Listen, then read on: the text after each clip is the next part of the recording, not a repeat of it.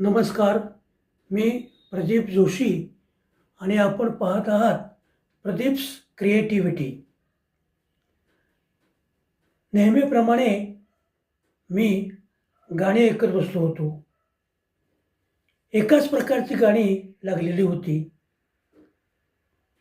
आंखों आंखों में इशारा हो गया, तेरी आंखों के सिवा आँखियों के झरोके से आपकी नजरों ने समझा. ही गाणी ऐकत असताना माझ्या डोळ्यासमोर चष्मा दिसू लागला आणि मला आजचा विषय मिळाला. चष्मा दिन वाढत्या दृष्टिदोषावर उपाययोजनांची गरज.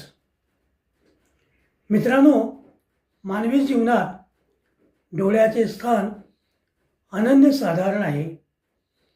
जगातील सौंदर्य अनुभवण्यापासून ते शिक्षण, रोजगार आणि दैनंदिन व्यवहार या प्रत्येक क्षेत्रात दृष्टी महत्त्वाची भूमिका बजावते.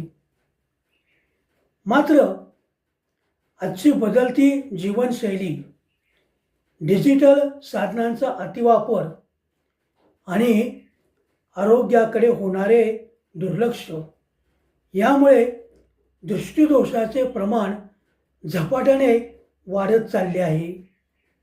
अगदी लहान मुलापासून ते वयोवृद्ध माणसापर्यंत सर्व चष्मेवालेच दिसू लागले आहेत.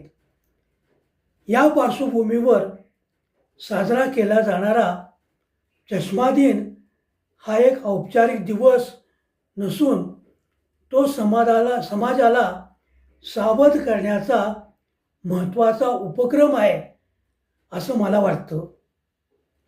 आज लहान मुलापासून ते अगदी ज्येष्ठ नागरिकापर्यंत मोठ्या प्रमाणावर चष्म्याचा वापर वाढलेला दिसतो.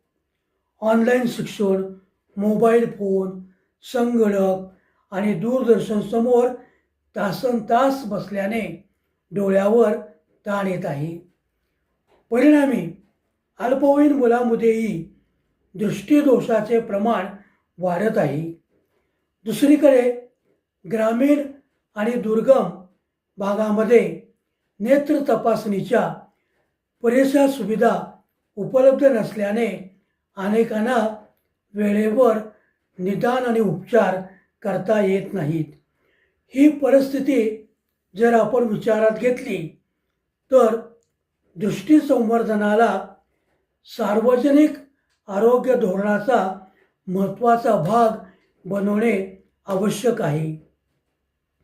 शाळांमध्ये नियमित नेत्र तपासणी, नागरिकांसाठी मोफत तपासणी शिबिरे, नेत्रदानाविषयी जनजागृती आणि डिजिटल साधनांचा सुरक्षित वापर याबाबत मार्गदर्शन झाले पाहिजे.